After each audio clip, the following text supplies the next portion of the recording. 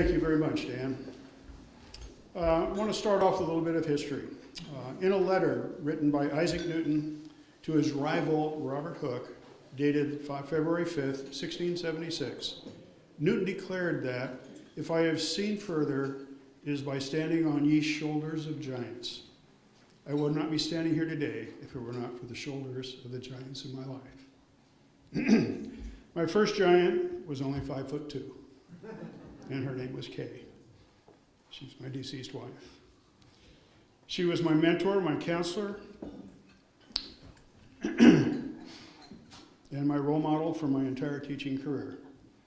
When my 3-year active duty in the Coast Guard ended and my return to civilian life was imminent, we talked about our future and my career.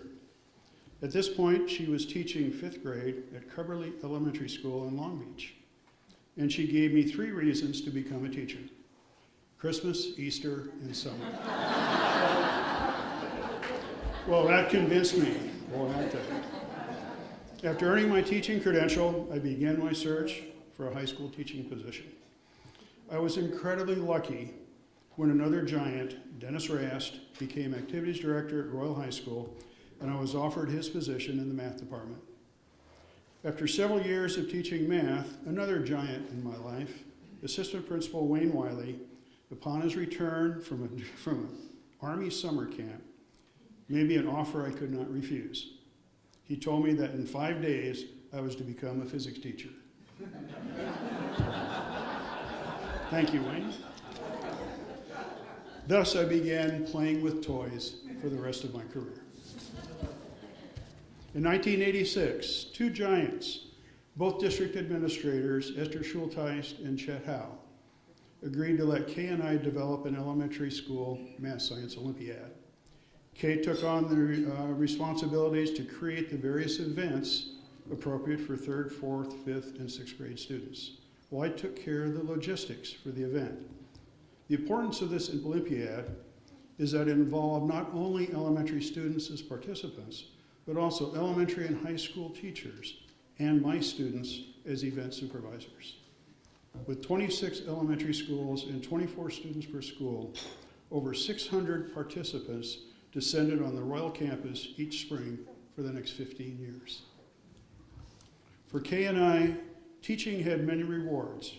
We knew we would never be rich, but we would never be poor. And we had something that other professions did not. We had time. Christmas, Easter, and summer. That gave us time to decompress, time to recover, and time to get ready for the next onslaught of students. Many of the rewards of teaching are intangible because they are based on the future accomplishments of our students. I know I did something right when I look at the current roster of the faculty at Royal High School and see the names of several former students.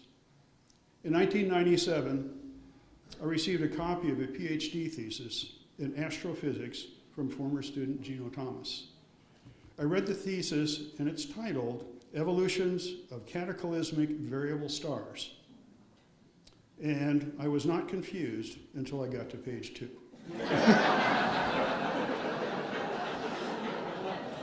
I should have expected this from Gino.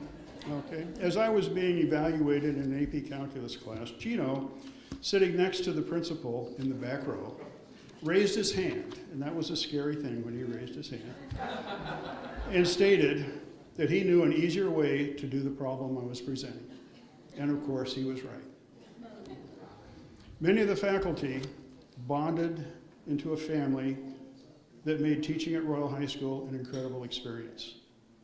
Outside the classroom, we went to Friday night dinners, followed by football games, and officiated at cross-country meets and track meets, and we attended performing arts shows together. We believed it was very important to attend any event that involved our students. Teaching the content of AP Calculus and AP Physics was very critical, but I wanted the students to learn to think outside the box. Every few years, I would challenge the AP students to get 5 tires over our flagpole. There were several rules they had to follow. strictly obey, actually. Their feet could not leave the ground. They could not destroy anything, and so on. At 3 a.m. one night, the phone rang. I answered the phone, and the voice said, "The tires have landed." When I got back to Royal the next morning, there were indeed 5 tires over the flagpole, and the flag was flying. They had met all the requirements. However, I had to add an extra requirement for the next group. They had to obtain the tires legally. They backed their car up to a tire store, opened the trunk, threw 5 tires in, and took off. Several of my giants on the faculty, were people that I respected for their professionalism, their skill at dealing with students. To name a few, like John Daubert, Craig Myers, Bob Spielman, Dave Ellis, Dave Jackson, Bonnie Carpenter, Leslie Bussing, Doug Robinson, Ernie Schultz, and all the members of the math and science department. These were incredible people. 2 very special giants are Bob and Hazel Hurd, who are sitting right out here tonight. They're, in every true sense of the word, family. They were with me throughout my career and throughout Kay's long illness. Words cannot express the gratitude for them, for always being there for me. As I was writing this, I asked myself if I had a favorite student. Dan the Streaker Schuster came to mind. There's a lot of stories with that one. But my favorite student turned out to be my daughter, Christy, sitting right over there. She endured both calculus and physics.